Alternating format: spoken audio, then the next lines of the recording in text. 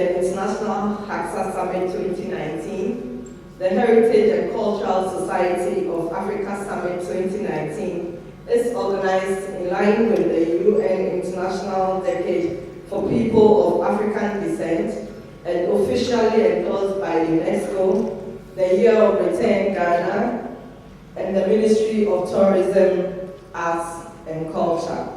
The HACSA'S Summit seeks to promote and celebrate African heritage and culture for socio-economic development and poverty alleviation in Ghana.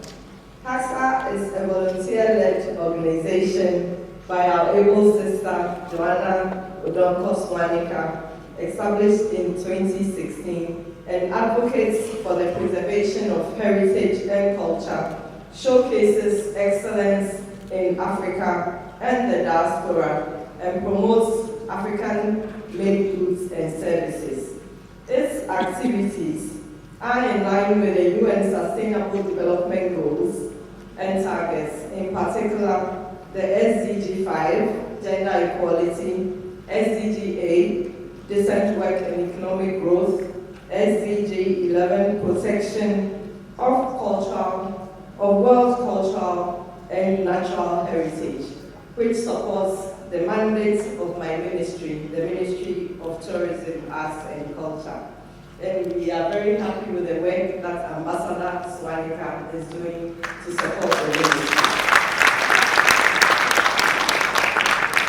As the year 2019 symbolically marks 400 years since the beginning of the trade in enslaved Africans in the United States of America, it is a time for remembrance, sober reflection, and commemoration of those who suffered untold anguish and whose lives were destroyed in the process, and for the rebuilding of communities that were affected by this purge.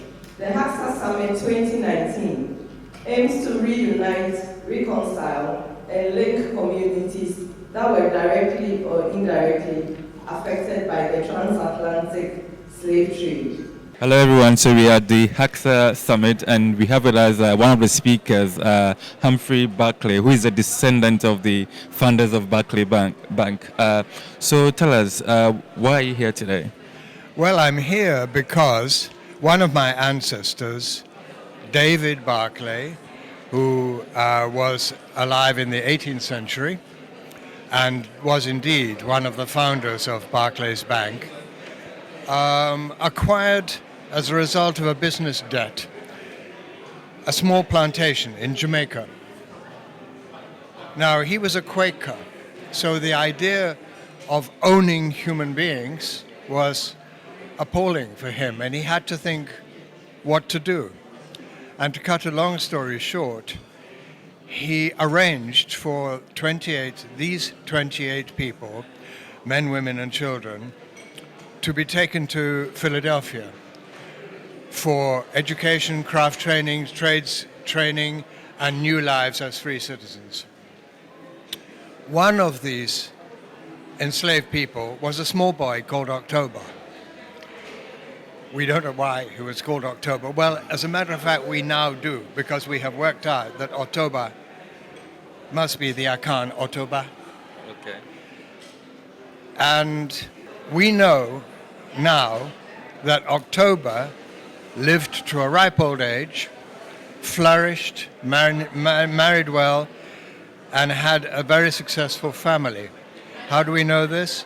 Because I'm in touch with October's great-great-grandson. And his name is Keith Stokes, and he is here at this conference. We rejoice in our contact and our friendship, which brings to life this extraordinary action on the part of my ancestor. Right. So what would you want attendants of this summit to take away from it in general, and also your story that you have to share? Well, I think, as indeed the emblem of HACSA says, Sankofa, we learn from the past. And we learn not only from the terrible things in the past, but from those actions which can give us hope and teach us lessons as well. Great. And what does the HACSA Summit represent for you? Why is it so important? Look, when I first went to America in 1973, I was amazed. After 400 years, my brothers and sisters still look like me. We're now at 400 years. We're opening that gate. We're leveling and calming the Atlantic Ocean. We pay tribute and homage to those granddaughters and fathers and sisters and aunts who are buried with mouths open on the floor of the Atlantic Ocean.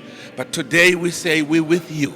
Today we give them permission to come home and ask permission to communicate with them.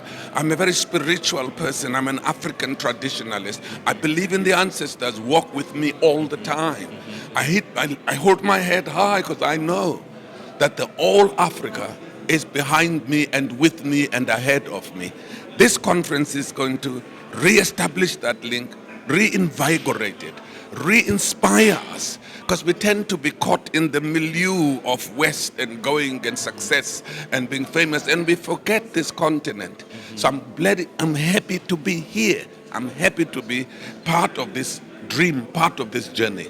It's also important that as young people we look after our elders, and that's also part of our culture.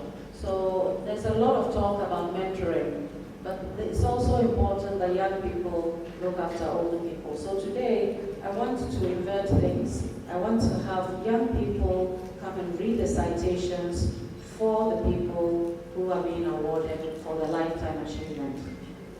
I don't want you only to read the citations. I want you to look after these people for the rest of your life. So whoever citation you read, keep in touch with them, check on them, and make sure that they are well, and it's your responsibility to keep an eye on them.